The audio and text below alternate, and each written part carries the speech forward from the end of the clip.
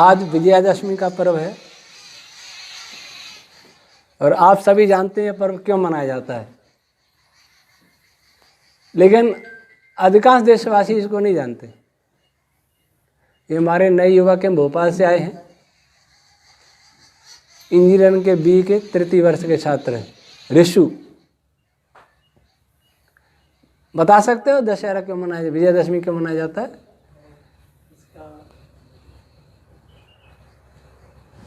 श्री राम ने रावण का वध किया था, ऐसा? हाँ। सब जगह मिथ्या चल रहा है, झूठ चल रहा है, कहीं भी नहीं लिखा। कैसा हो गया, सारे देश, पूरा हिंदू समाज पागल हो गया। कैसा पागल हुआ, एक कहानी याद आती है, पहले भी कभी सुनाई होगी। एक झाड़ियों में एक बड़े पेड़ के नीचे खरगोश बैठा था और उस पेड़ से बेल का फल गिरा। आहट हुई, खरगोश वहां से दौड़ गया। उसने सोचा आसमान गिर गया, भागा। सामने दूसरा खरगोश मिला, भाई क्यों भाग रहे हो, कि तुम भी भागो, आसमान गिर गया। वो भी भागा। रास्ते में जितने जानवर आए सब भागने लगे, सब कहें भागो भागो, आसमान गिर गया, आसमान गिर गया। हाथी, शेर, चीते, गाय, भैंस, भेड़, बकरी, गधे सब भागने लगे।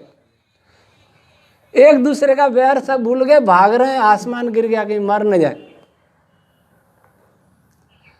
आगे से एक लोमड़ी आती दिखाई दी। लोमड़ी बहुत चतुर होती है। उसने कहा आप लोग क्यों भाग रहे हो? सबके सब मुझे आश्चर्य हुआ कि शेर, हाथी, चीते, बकरी, भेड़ साथ साथ कैसे भाग रहे हैं,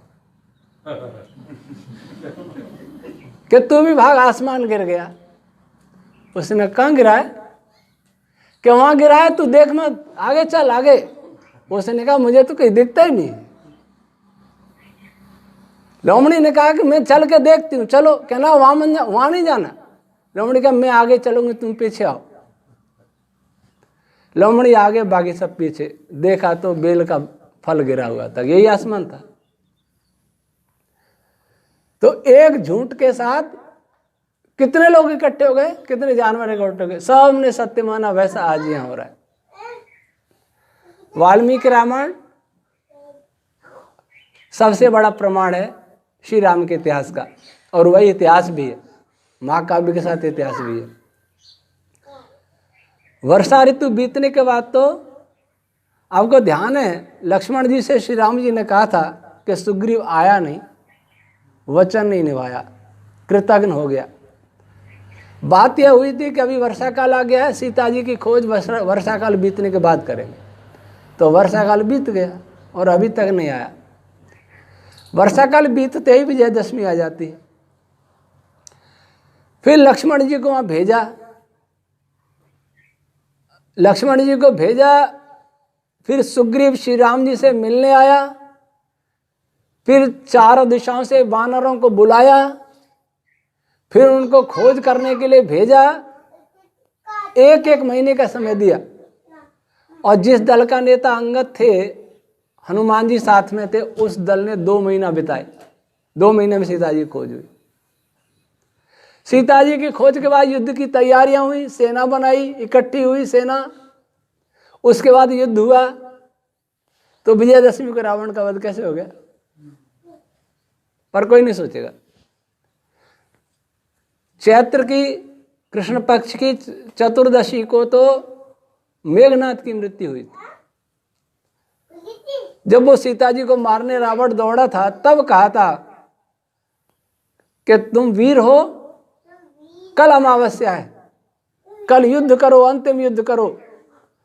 तब रावण को जोश दिलाया। अमावस्या को अंतिम युद्ध हुआ था और उसमें एक रात अवकाश भी रहा। प्रतिपदा के दिन रावण की मृत्यु, चैत्र में, जिसको आज नया संवत कहते हैं। पर झूठ चल रहा है। रामचरितमानस में भी यही है कि वर्षा गई और शरद ऋतु आई, लक्ष्मण अभी सुग्रीव नहीं आया। सब जगह रावण जलाया जाएगा, पुतले जलाए जाएंगे, मेघनाथ जलाए जाएंगे, कुंभकर्ण, 3 के पुतले बनाते हैं।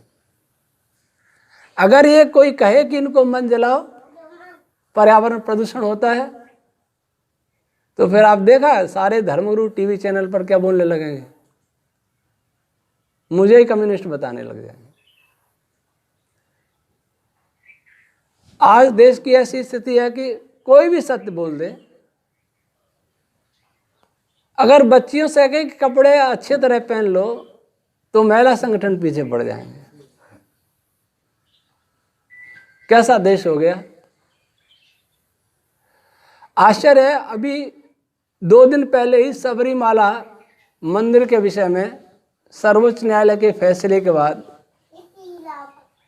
क्या हुआ, कितना भयंकर आंदोलन हुआ कि भगवान ब्रह्मचारी हैं। उनसे पत्थर की मूर्ति भी ब्रह्मचारियों ग्रस्त होती है क्या? है? पत्थर की मूर्ति या कागज का चित्र भी ब्रह्मचारी ग्रस्त होता है क्या? हाँ, यदि वहां रहने वाले ब्रह्मचारी हैं, गृहस्थ नहीं है, तो महिला ना हमें तो ठीक है, हम भी नहीं आने देते। अब इनकी माता जी हैं तो ये केवल कोई पर्व होता है तो ये अनुमति देते हैं, वो तो मर्यादा की बात है। तो कोर्ट को भी हर मामले में हस्तक्षेप नहीं करना चाहिए। मस्जिदों में भी तो नहीं जाती महिलाएं, पर कोर्ट कभी नहीं बोलता। शायद 2 वर्ष पहले सुप्रीम कोर्ट का एक फैसला आया, उस समय मैं उदयपुर में था। मेरे साथ कौन था मालूम नहीं, ये अग्नियस थे कि सुमित थे कि कौन था। सर्वोच्च न्यायालय ने कहा कि ये हिंदुओं का शव जलाने में बहुत सारी लकड़ी जलती है, इसका कोई विकल्प खोजना चाहिए। क्या कभी कोर्ट की ये भी हिम्मत है कि मुसलमानों को गाड़ने से कितनी भूमि खराब होती है? पेड़ तो लगाए जा सकते, भूमि नहीं लाई जा सकती। और कितना प्रदूषण होता है। लेकिन सबसे पहला प्रश्न है कि भूमि कहां से आएगी?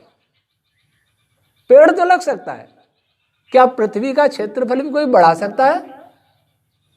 पर कोर्ट कभी नहीं बोलेगा।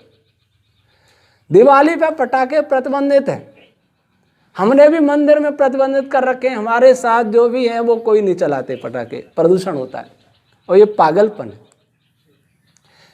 लेकिन कोर्ट इसको प्रतिबंधित करे दिवाली पर, तो फिर जो नया वर्ष मनाते हैं ईसाई लोग, ईसाई क्या सब ईसाई हो गए, सब भारतीय लोग मनाते हैं। सारी दुनिया में कितनी आतिशबाजी होती है, क्या कभी कोर्ट ने इस पर प्रतिबंध लगाने के साहस किया? ये न्याय नहीं है। हमारे देश में अन्याय हो रहा है।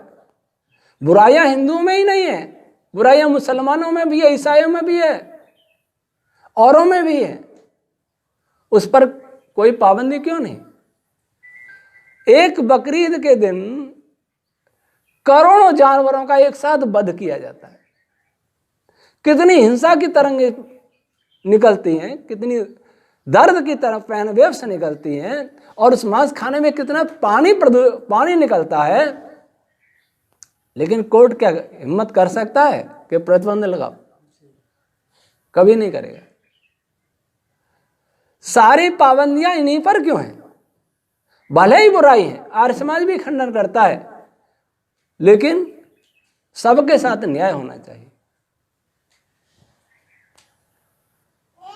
अब रावण की बात करें, रावण का आज कोई प्रसंग तो नहीं है, पर सारा हिंदू समाज रावण ही जलाएगा। सबरीमाला के लिए कांग्रेस बीजेपी दोनों साथ हो गई। उन्हें लगा कि इनके साथ हो जाओ, नहीं तो वोट कट जाएंगे।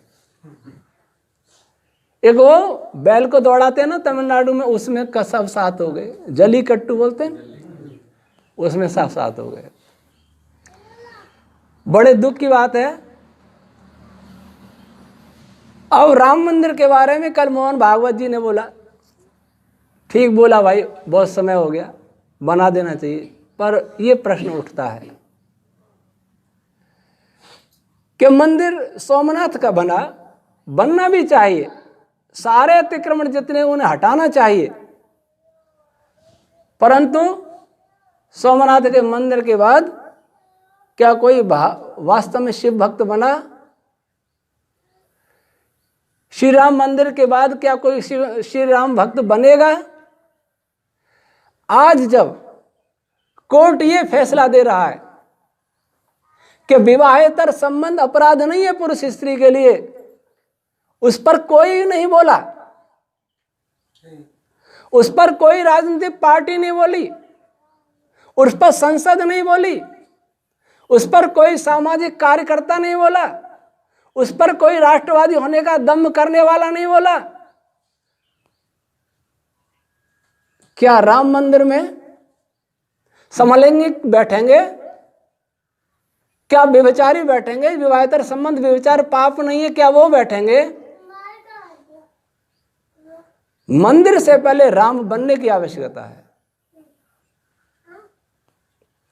जरा सोचिए, जब शूर्पणखा ने श्री राम को रिझाना चाहा, क्या किया था? रिझाई तो रही थी नाना रूप धारण करके, और बलपूर्वक विवाह करना चाह रही थी, सीता जी पर आक्रमण कर रही थी। तो लक्ष्मण जी ने क्या किया? नाक और कान काट दिए। जरा सोचिए,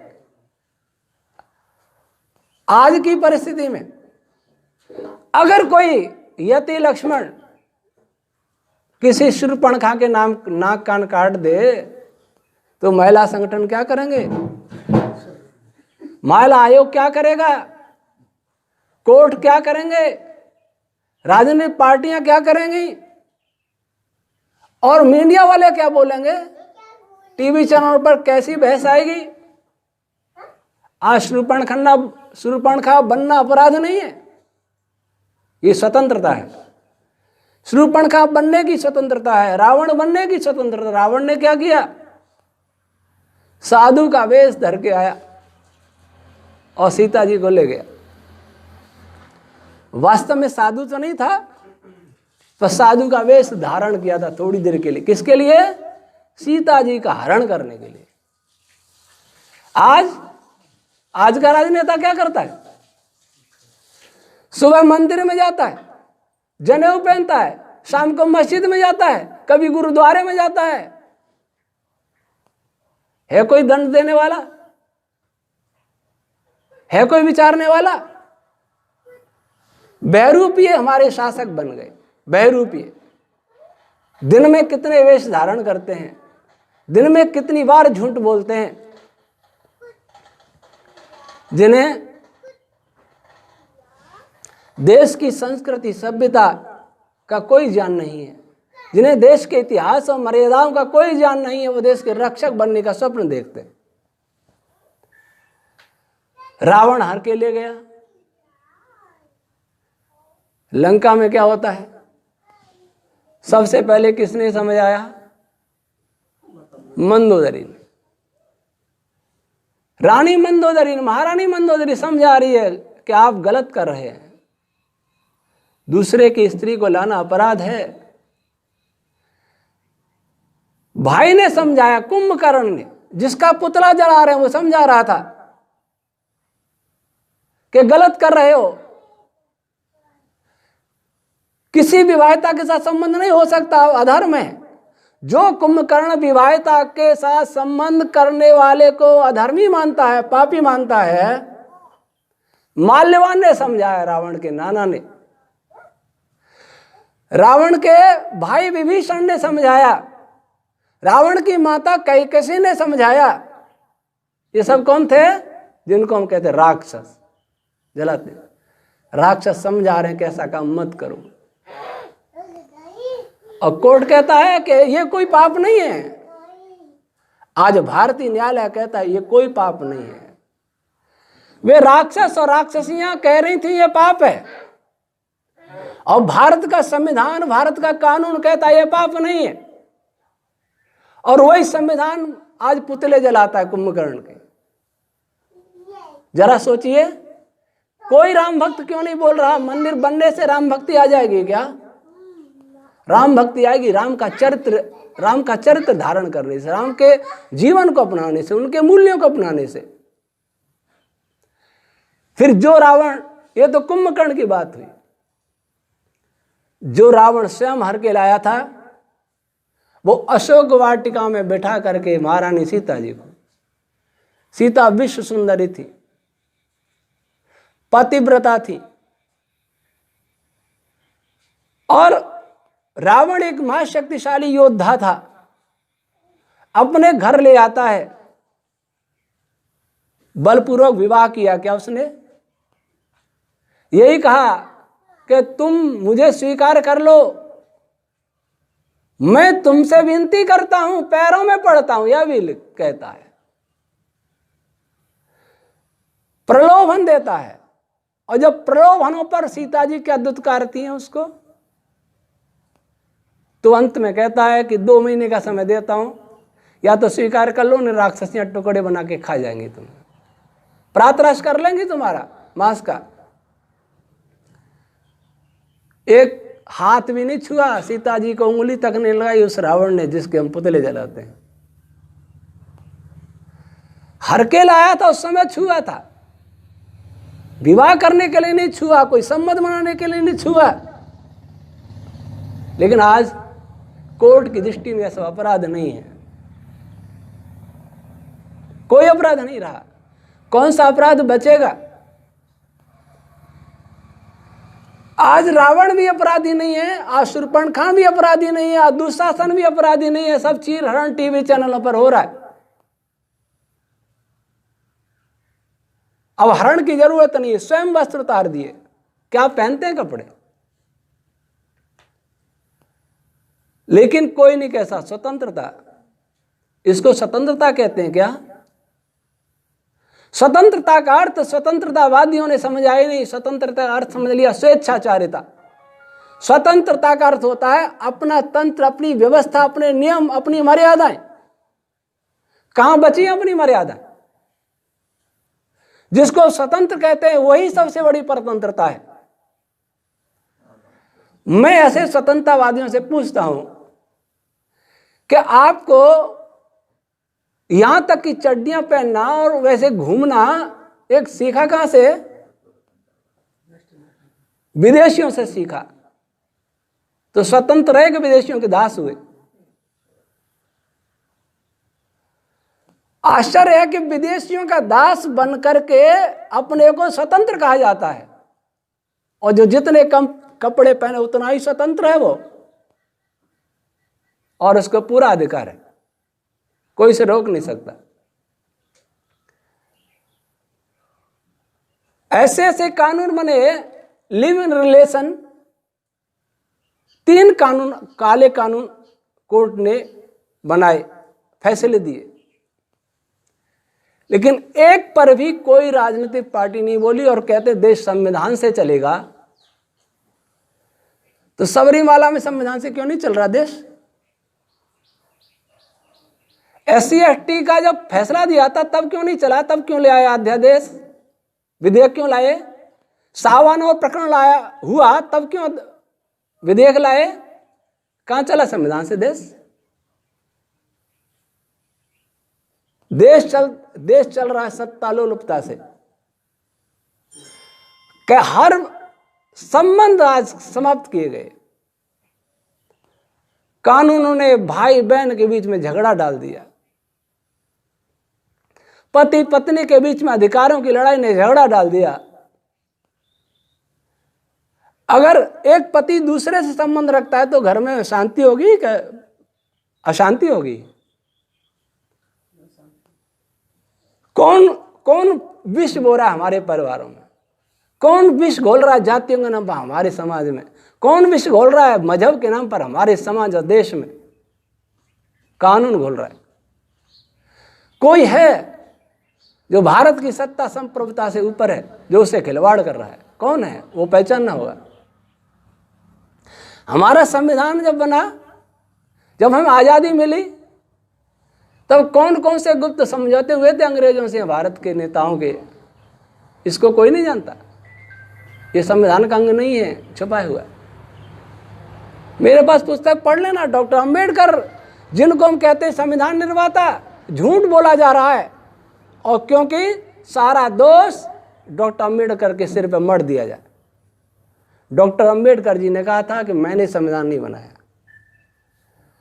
मैंने तो केवल संकलन किया था और नेहरू के दबाव में उसको स्वीकार किया गया, मुझे करना पड़ा, मुझे दबाव था। और राज्यसभा में भी कहा था 53 में कि अगर संविधान जलाना पड़े तो मैं सबसे पहले आग लगाऊंगा संविधान। कौन सी मजबूरी थी, किसने थोपा? और मुझे तो अभी जानकारी मिली, बाद में पक्की भी हुई, कि देश स्वतंत्र नहीं है, लीज पर है, 99 साल की लीज पर आजादी है।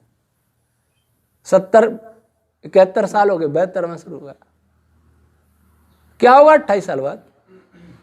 और इसमें यह भी है, इन्होंने एक धारा देखी संविधान की, और उसकी भाषा कैसी लिखी है कोई समझ भी नहीं पाए। आज भी ब्रिटेन से चाहे तो हमें गुलाम बना सकती है, ये समझौता हुआ। समझौता यह हुआ कि भारत कभी पाकिस्तान पर हमला नहीं करेगा, और पाकिस्तान ने हमला किया तो केवल रक्षा ही करेगा, और अगर पाकिस्तान का भाग भारत ने लिया तो वापस करना पड़ेगा। समझौता यह हुआ सुभाष चंद्र बोस अगर 50 साल में भी मिल जाए तो हमें सौंपना पड़ेगा ब्रिटिश सरकार को। इस समझौते पर लीज पर आजादी ली क्योंकि प्रधानमंत्री बनना था।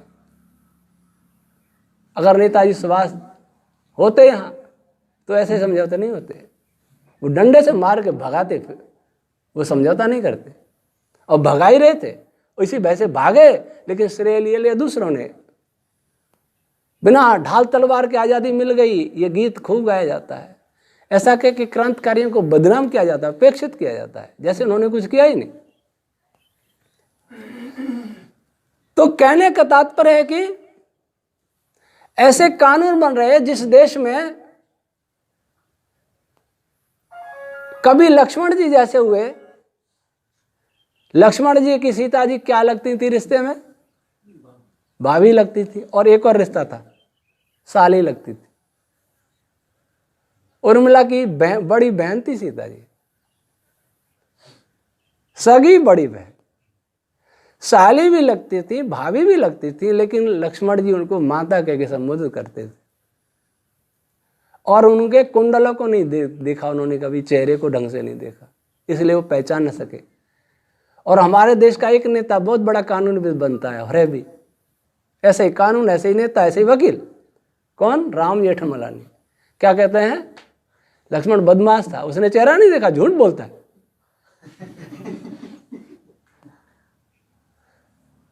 वो नहीं चाहता था सीता जी की खोज हो, वो राम जेठमलानी का वक्तव्य है, लेकिन कोई राम भक्त नहीं बोला। जितने राम भक्त हैं, जितने मंदिर की बात करते हैं, उनमें से कितनों ने वाल्मीकि रामायण पढ़ी होगी? पूछ जरा पता लगा ले।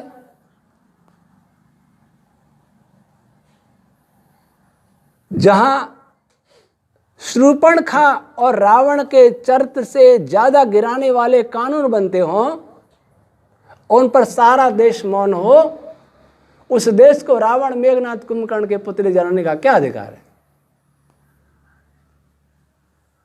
और जब रावण मर भी गया तो विभीषण ने हाथ लगाने से मना कर दिया कि मैं तो हाथ नहीं लगाऊंगा। आसुरी प्रवृत्ति का व्यक्ति था, पापी था, तो श्री राम ने कहा मरने के बाद ये द्वेष नहीं रहता है। जैसे रावण तेरा भाई था वैसे मेरा भी भाई है, जाओ अपने परंपरा के अनुसार अंत्येष्टि संस्कार करो। जो श्री राम का ये आदर्श था, हम लाखों साल बाद आग लगा रहे हैं। जय श्री राम के नारे लगाना बहुत अच्छा लगता है, हमें भी अच्छा लगता है सुनने में, परंतु ऐसा लगता है कि इन कानूनों पर सारा देश, सारे राम भक्त, सारे कृष्ण भक्त मौन रहे कि दाल में कुछ काला है। कौन मौन रहेगा? जो चाहता हो वहां कानून बन जाए, हम भी लाभ ले लेंगे। इसका मतलब पाप का साम्राज्य पूरा फैल चुका है देश में। बड़े बड़े सफेदपोश अपराधी हैं हमारे देश में, भगवेधारी, सफेद वस्त्रधारी, पीले वस्त्रधारी, सारे रंग बदरंग हो चुके। व्यापारी आंदोलन करते हैं, कहीं वकील आंदोलन करते हैं, कहीं कर्मचारी आंदोलन करते हैं, किसान यूनियन आंदोलन करती हैं, कहीं राजनीतिक पार्टी आंदोलन करते हैं, कहीं छात्र आंदोलन करते हैं। एक भी संगठन तो नहीं आया कि ये कानून नहीं होना चाहिए। किसी ने भी तो संसद में दबाव बनाया। तो नेताओं चाहिए कि इसका मैटर का वोटों से कोई लेना देना नहीं है। नेताओं ने समझ लिया कि बहुत अच्छा, शांत रहो। किसको अधिकार है फिर श्री राम की जय बोलने की, महारानी सीता जी की जय बोलने की, जय श्री राम के नारे लगाने की, मंदिर बनाने की? हम भी चाहते हैं मंदिर बनना चाहिए, इसलिए बनना चाहिए कि हमारी भूमि है। श्री राम एक विश्व पुरुष थे और उस विश्व पुरुष की भूमि सुरक्षित नहीं। इससे बड़े दुर्भाग्य की बात क्या होगी? ऐसा दुनिया में कोई अभागा महापुरुष नहीं होगा जिसकी जन्मभूमि सुरक्षित नहीं हो। और हमारे देश में कई बुद्धिजीवी कहेंगे, कोई कहेगा वहां शौचालय बना दो, कोई कहेगा हॉस्पिटल बना दो। उसको कहें कि मक्का मदीना में हॉस्पिटल शौचालय बना के देखे कोई है? कोई किसी गुरुद्वारे को तोड़ करके शौचालय मस्जिद बना के देखे कोई, क्या होता है? देखे मालूम पड़ जाएगा ये हिंदू सबसे कमजोर है। और कमजोर किया है हमारे संविधान ने। जाति और मजहबों में तोड़ा है, भाई बहनों को तोड़ा है, पति पत्नी को तोड़ा है, और बच्चों के अधिकार नाम पर माता पिता और संतान को तोड़ा है, गुरु शिष्यों को तोड़ा। आज छात्र संघ के चुनाव होते हैं, क्या भारतीय परंपरा है गुरु शिष्यों के बीच में चुनाव करने की, यूनियन बनाने की? क्या भारतीय परंपरा है? कहां से आई परंपरा? और अध्यापक दिल्ली का घटना बताई कि बच्चे ने ही पीट दिया अध्यापक को। ये महेंद्र सिंह बता रहे, अध्यापक जनय सिंह भाई। तो मजिस्ट्रेट ने उल्टा यही पूछा कि कौन सी परिस्थिति आपने पैदा की जो बच्चे को हाथ उठाने के लिए विवश होना पड़ा? देखा ये कानून। कहाँ महर्षि वशिष्ठ और श्री राम का संबंध हुआ करता था, कहाँ महर्षि संदीपनि श्री कृष्ण जी का संबंध हुआ करता था, कहाँ गुरु द्रोणाचार्य अर्जुन का संबंध हुआ करता था? वो संबंध ये रह गया। पहले अध्यापक पीटते भी थे, दंड भी देते थे, तो प्रेम भी करते थे। अब अध्यापक कुछ कह नहीं सकता है तो अध्यापक सोचता है मरने दो ना, नहीं पड़ता तो क्या फर्क पड़ेगा। अब तो सुनते हैं कि रिजल्ट ठीक नहीं है तो नोटिस भी आता है, ये भी आने लगा। हाथ भी लगाओ मत, डांटना भी नहीं, जो करे उसे करने देना और परिणाम भी बढ़िया लाना। ये बेवकूफी कहां से आ रही है? ये भारतीय सभ्यता है, भारतीय संस्कृति है। जितने बुद्धिजीवी हैं उनके लिए देश 1947 में बना, उससे पहले देश था ही नहीं। अंग्रेजों ने बड़ा उपकार कर दिया जो देश बना के चले गए भारतवर्ष, और उस देश ने जैसे कानून बना लिया, जैसा संविधान है वो उसी के अनुसार चलना, और जो नई संविधान में वो बाहर से और खरीदना, बाहर से देखना कि बाहर कैसे कैसे जीते हैं, बाहर कैसे खाते हैं, बाहर कैसे कपड़े पहनते हैं। जिस भारतीय को कपड़े पहनना नहीं आता हो वो विदेशों से सीखता हो, जिसे बालों की कटिंग नहीं आती हो वो विदेशियों से सीखता हो, जिसे विवाह कैसे होते ये नहीं आता हो वो विदेशियों से सीखता हो, जिसे त्योहार कैसे मनाए जाते हैं यह भी विदेशियों से सीखता हो, जिसे मलमूत्र त्यागना भी विदेशियों से सीखता हो। कैसे कैसे बने। भाषा देखिए, संस्कृत में है शौचालय, अंग्रेजी में क्या क्या शब्द आ रहे हैं देखो, अंग्रेजी भाषा बताता हूँ। पहले आया था लेटरिन शब्द था, फिर क्या आया टॉयलेट आया, फिर क्या आया बाथरूम आया, अभी ट्रेन में देखेंगे लेवेटरी, LAVATORY, अब वॉशरूम आ गया। और एक नया और देखा मैंने दिल्ली में, महेश शर्मा जी जो संस्कृति मंत्री हैं उनसे, उनके यहाँ मैंने पूछा कि वॉशरूम, अब सोचा वॉशरूम ही जानते होंगे किधर है, तो उनके एक गार्ड ने होता उधर है, उधर गया तो दिखाई नहीं, एक पे लिखा rest room, rest room, rest room, REST, और वहां महिला का चित्र बना, उधर दूसरी तरफ पुरुष का बना, यही होंगे। अंदर देखा तो शौचालय, स्नान शौचालय। कारण हो गया, रेस्ट रूम में सभी अखबार लेके घंटा भर पढ़ते रहेंगे। तो ये पागलपन कहां से आ रहा है? और फिर कहते हैं बहुत बड़े बुद्धिवादी हैं,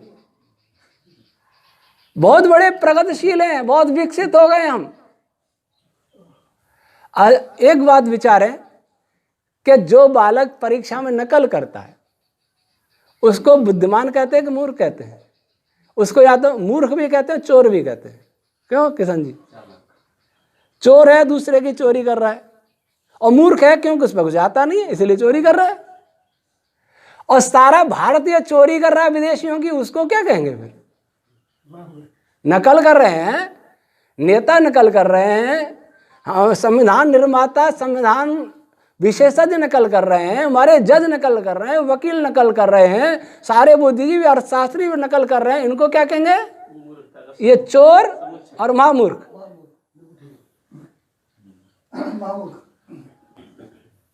एक व्यक्ति अगर ये सोचे कि मैं एक बड़े पिता का पुत्र हूं,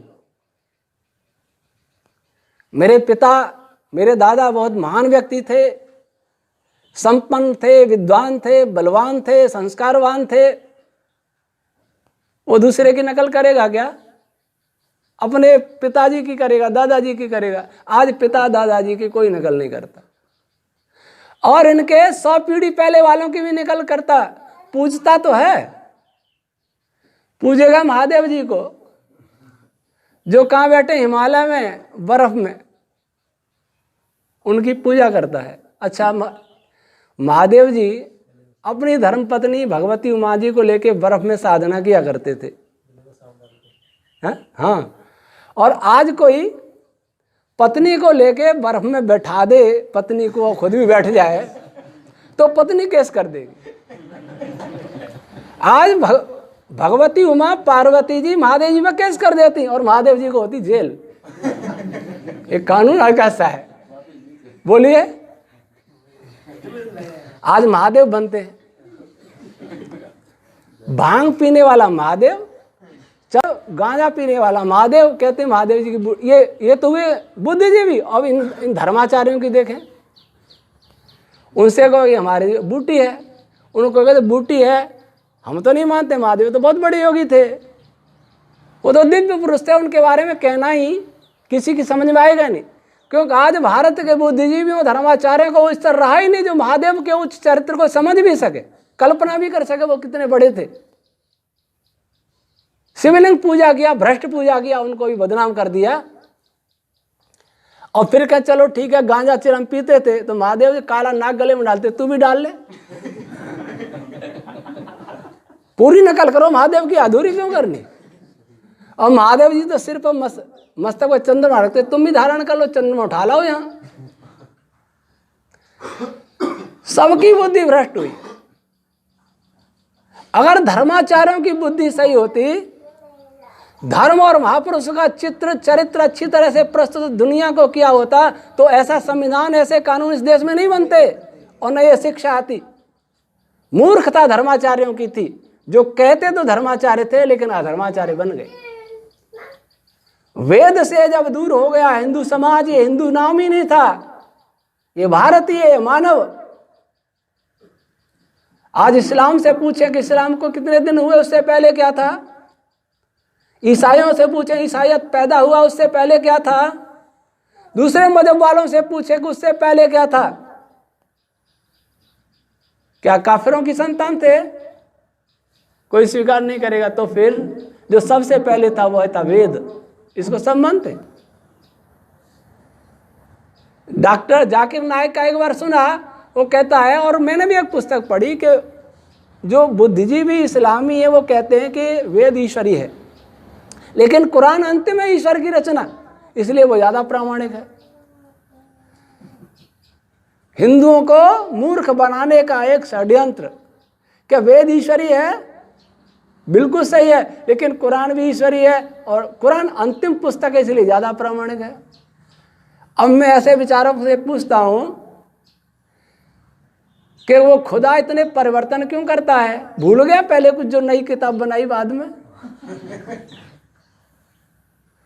नए नए विचार कौन रखता है? जो पहले भूल जाता है फिर संशोधन करता है। जैसे भारत का संविधान, कितने संशोधन हुए मुझे मालूम नहीं है, पर रोज नए नए संशोधन हो रहे हैं। संशोधन करने वाले कौन? जिसमें से कितने हत्यारे हैं, कितने बलात्कारी हैं, कितने भ्रष्टाचार हैं, कितने पता नहीं किन किन में अपराधों से ग्रस्त हैं, भू माफिया हैं, कोई शराब माफिया है, कोई और माफिया है। वो कानून बनाते हैं, संशोधन करते हैं। उनसे तो वो ही ज्यादा विद्वान थे जो संविधान सभा के लोग थे, पहली संसद के लोग थे, वो भी उनसे विद्वान थे। वे संविधान संशोधन कर रहे हैं, किन को देख के कर रहे हैं?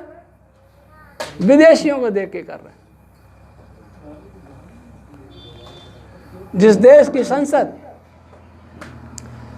विदेशी इशारों पर चलती हो, विदेशी संकेतों पर चलती हो या विदेशों की नकल करती हो, वह संसद के भारत के हित में कोई निर्णय लेगी? लेकिन कोई इस मुद्दे पर बोलता नहीं है। वोट तो हमको देना ही है, किसी को भी दे दे, सांपनाथ और नागनाथ। ये धारणा बदलनी चाहिए।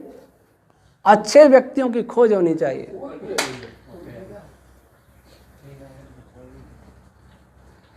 अच्छे व्यक्तियों की खोज होनी चाहिए। जब तक ऐसा नहीं होगा, आप जरा सोचिए। अब हम कृष्ण जी की बात करते हैं। कृष्ण जी को बदनाम किसने किया? किसने किया बदनाम? कृष्ण जी के भक्तों ने किया। लिव इन रिलेशन कानून आया तो राधा कृष्ण का प्रसंग बताया गया, जो सबसे बड़ा झूठ और अपराध है। लेकिन हिंदू समाज राधे ही राधे करता है, तो कोर्ट क्या करेगा फिर? वो Radhe Radhe, live in relation, Radhe Radhe. कोई राधे राधे नहीं बोला। क्या उनको अपराध नहीं लगता? भगवा दुपट्टा डाल करके, बड़ी बड़ी मालाएं पहन करके, तिलक भी लगा करके मंच पर बैठते तो लगता है भगवान साक्षात कृष्ण भगवान के भक्त हैं। और राधे राधे। ब्रह्म वैवर्त में लिखा है राधा कृष्ण की पुत्र वधु भी थी, पुत्री भी थी और मामी भी थी। 3 संबंध बताए एक ही पुराण में। कौन सा संबंध मानेंगे? सारा गोलमोल हो गया। संबंध बताने में भी भ्रष्टाचार। और तीनों ही संबंध पवित्र हैं। मामी हो तो भी पवित्र, पुत्री हो तो भी पवित्र, और पुत्र वधु हो तो भी पवित्र। लेकिन क्या रिश्ता बताया? और इस रिश्ते को लेकर के कोर्ट ने प्रमाण दे करके कानून बना दिया। पर कोर्ट क्या और भी प्रमाण देगा? क्या और भी ऐसी दंत कथाओं के आधार पर और कानून बनाएगा? भागवत तो ये भी कहते हैं उनके हजारों 16,108 रानियां थी और सरकारी कर्मचारी 2 ही रानी रख ले तो क्या होता है? करो, पुराणों के आधार पर दो फैसले। इनको क्यों सजा देते हो? उनके लाखों पुत्र थे, ये पुराण कहते हैं। ये है नहीं, ये गलत है। लेकिन गलत का प्रमाण, गलत को आधार बना करके कोर्ट फैसले करे तो ये भी फैसले करो। 2 के बाद तीसरी संतान होगी तो कर्मचारियों को खतरा, जनप्रतिनिधियों को खतरा। क्यों? 2 पुराणों को लेकर के फैसले। और वेद में लिखा है। ये तो हुए मिथ्या, लेकिन मिथ्या के आधार पर कानून बन रहे हैं, फैसले दिए जा रहे हैं। और सत्य बात कहें, वेद में लिखा है या तू हमारे गाय को मारता है, घोड़े को मारता है, पुरुष को मारता है, हम तुझे शीशे की गोली से उड़ा देंगे। इसके आधार पर 2 फैसले। तब क्यों गोरक्षक अगर किसी कसाई को पीटते भी हैं तो उन्हें दंडित क्यों किया जाता है? वेद में तो गोली से मारने का विधान। कौन सा फैसला देना है? एक वर्ग विशेष को प्रसन्न करने के लिए देना है। अगर वर्ग विशेष आहत होता है तो वो फैसले नहीं देने, भले ही वेद में लिखा हो। ब्रह्म वैवर्त को स्वीकार कर लिया, लेकिन ब्रह्म वैवर्त और दूसरे उनको वेद को स्वीकार नहीं किया। क्यों हमें अधिकार नहीं? किसी को पशु बलि कर रहा अधिकार है तो किसी को पशुओं को मारने वाले को मारने का भी तो अधिकार होना चाहिए। उनके धर्म ग्रंथ में लिखा। फिर कहते हैं देश संविधान से चलेगा। कहां चल रहा है संविधान से? देश तो दंत कथाओं के आधार पर चलने लग गया, और दंत कथाओं के लिए दोषी कोर्ट नहीं है, हिंदू समाज है। वह समाज है जो धर्म का ठेकेदार है, और यह समाज आज से नहीं बना है, हजारों साल हो गए। महाभारत के बाद जब से पाप आए, ऐसा लगता है कि हमारे धर्म ग्रंथों में मनुस्मृति में जोड़ने वाले, और पुराण भी किसी एक व्यक्ति की रचना नहीं है, व्यास जी की तो बिल्कुल नहीं है, लेकिन जिसने भी पुराण बनाए वो भी ठीक था, लेकिन उसमें भी बहुत जोड़ा। क्योंकि भागवत पुराण पढ़ने से लगता है कि उसका जो महात्म्य है, भागवत करने वाले की योग्यता है, सुनने वाले की योग्यता, वो अच्छी लिखी है। कई लिखते गए, मर्जी आए जो जोड़ता गया, और ऐसे घुसपैठ ही उसमें आ गए जिस देश का भला नहीं चाहते थे। उस घुसपैठियों ने जातिवाद की बातें जोड़ी, उस घुसपैठियों ने नारी शोषण की बातें जोड़ी, उन घुसपैठियों ने शराब मांस मदिरा पशु बलि की बात जोड़ी, ताकि देश ऋषि मुनियों का देश, चरित्रवानों का देश, विद्वानों का देश ये बदनाम हो जाए। क्योंकि हमारा देश तो ये दावा करता था। महर्षि उद्दालक एक बार राजा अशुपति जी के यहाँ गए, तो राजा अशुपति जी ने ये भोजन का कहा, तो महर्षि उद्दालक कहते हैं कि राजन मैं तुम्हारा भोजन नहीं करूँगा। क्यों? क्योंकि राजकोष में हर प्रकार का अन्न आता है, बुरा भी आता है, अच्छा भी आता है, इसलिए मैं तुम्हारा भोजन नहीं करूँगा। तो हमारे देश का राष्ट्रीय अध्यक्ष घोषणा करता था, न मे स्तेनो जनपदे न कदर्यो न मद्यपः नाना हिताग्नि न विद्वान स्वैरी स्वैरिणी कुतः। मेरे देश में कोई भी चोर नहीं है, कोई भी भ्रष्ट व्यक्ति नहीं है मेरे देश में, और कोई भी कंजूस नहीं है, अर्थात सभी दानी हैं, और कोई भी मादकता वाले पदार्थों का सेवन नहीं करता, अर्थात कोई न किसी प्रकार का नशा करने वाला भी मेरे देश में नहीं है। और कोई मेरे देश में ऐसा नहीं है जो नित्य यज्ञ नहीं करता है और परोपकार के कार्य नहीं करता है। परोपकारी नहीं, ऐसा कोई व्यक्ति नहीं मेरे देश में, और न कोई दुराचारणी पुरुष है तो दुराचारणी स्त्री हो नहीं सकती। उस देश को हमारे संविधान ने कैसा बनाया? उस देश को हमारे धर्म ग्रंथों में जोड़ने वाले देश के वास्तविक शत्रु ने कैसा बनाया कि सारे पाप हमारे ग्रंथों में जोड़ दिए, और ऐसे जोड़े कि संविधान निर्माताओं को मनुस्मृति कोई ग्रंथ ही नहीं दिखा, क्योंकि आधे से ज्यादा जोड़ दिया गया। विदुर नीति कल्पना हो गई, महाभारत कल्पना हो गया, क्योंकि बहुत कुछ जोड़ दिया गया। रामायण कल्पना हो गया। तब दूसरे देशों के संविधान को पढ़ो, हमारे देश में कुछ नहीं। हम भिखारी हैं, हमारा देश भिखारी था, हमारा देश मूर्ख था। ऐसा किन की धारणा बनी? जो हमारे देश के शीर्ष लोग थे, हमारे देश को चलाने के लिए कानून बना रहे थे, संविधान बना रहे थे, उनकी धारणा बनी। इसमें उनका पूरा दोष नहीं है, लेकिन फिर भी दोषी हैं, क्योंकि उस समय आर्य समाज उत्कर्ष पर था। ऋषि दयानंद ने देश को एक नई दिशा दी थी, स्वामी श्रद्धांजलि ने देश को नई दिशा दी थी। उस नई दिशा और नए उजाले में कोई नेता क्यों नहीं देख पाया? क्यों नहीं सत्यार्थ प्रकाश को ध्यान से पढ़ पाया? क्यों नहीं आर्याभिवन को पढ़ पाया? अगर पढ़ लेता तो मनुस्मृति का सही स्वरूप स्वयं जान लेते, और स्वयं ये जान लेते कि क्या इसमें मिलावट है और क्या सच वास्तविकता है। इसलिए उन लोगों ने हमारे देश को आजादी के नाम पर गुलामी के दलदल में हमेशा के लिए धकेल दिया। जितने स्वतंत्र हम परतंत्र भारत में थे, उतने स्वतंत्र तो हम आज नहीं हैं। आज पूरे परतंत्र हो गए, अपना कुछ भी नहीं। न विचार है, न आचार है, न संस्कार है, न भाषा वेशभूषा है, कुछ भी तो अपना नहीं है। भोजन भी नहीं है, चिकित्सा भी नहीं है, मनोरंजन भी नहीं है, खेल भी नहीं है। खेल भी भारतीय जा रहे हैं धीरे धीरे, तो अपना क्या रहा? फिर कहते हैं भारत एक संप्रभु राष्ट्र है, हिंदू राष्ट्र बनाएंगे। हिंदू राष्ट्र कैसे बनेगा?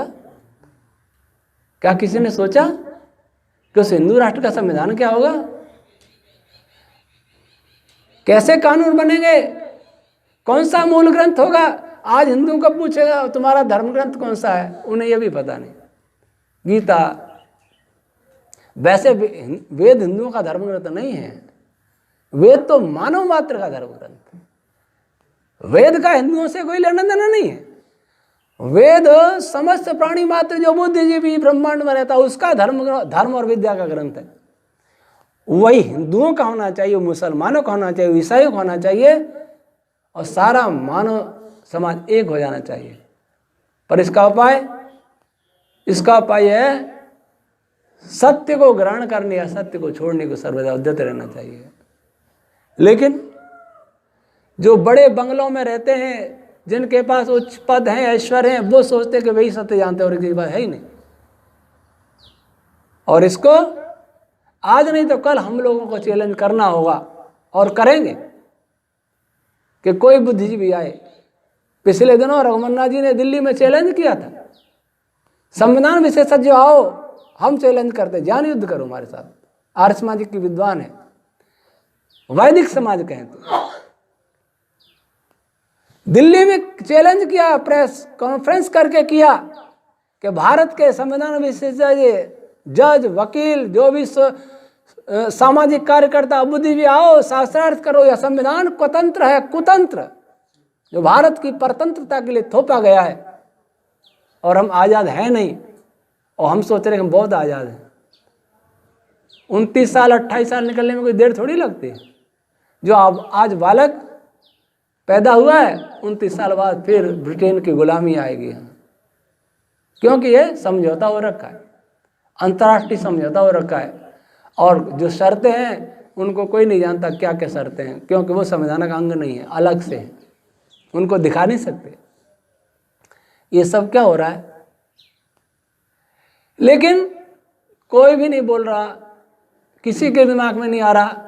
ऐसा लगता है कि हम सब ऊपर ऊपर देखते हैं, पक्षी जैसे उड़ता जाता देखता जाता, वैसे देख रहे हैं इस देश को, वैसे देख रहे हैं देश की संस्कृति को, वैसे देख रहे हैं अपनी सभ्यता को, वैसे नारेबाजी हो रही है, अंदर से हम खोखले।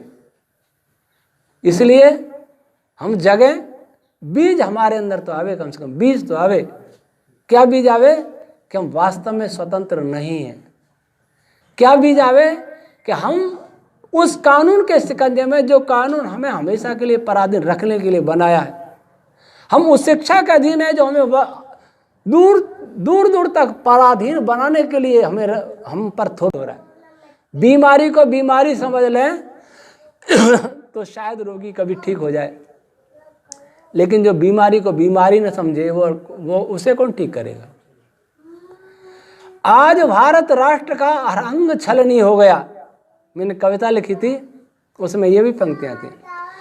आज भारत मात का हर अंग छलनी हो गया, क्या करूं जब मर जही, क्या करूं जब मर जही, इसकी दवा समझी गई, हे प्रभु अब तो बचा लो। केवल भारत की बात नहीं, हमारी सोच दुनिया तक है। हम मनुष्य हैं, वेदों के अनुयायी हैं, आर्य हैं।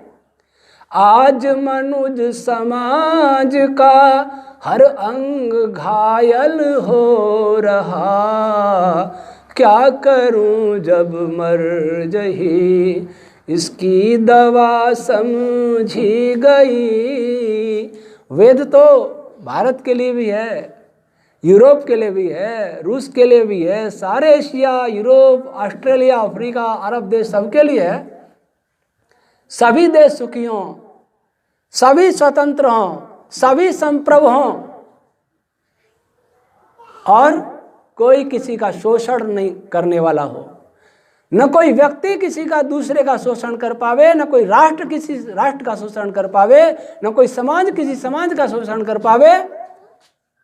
और परिवार बिखरे नहीं, जो बिखर रहे, कानून बिखर रहे हमारे परिवार को। परिवार एक रहे, समाज एक रहे, गांव एक रहे, राष्ट्र एक रहे, विश्व एक रहे। यह है वेदों का आदर्श, यह है वेदों की मर्यादा। और उस मर्यादा का हमारे अंदर बीज बना रहे, यही ऋषि दयानंद का सपना था। ओम शम।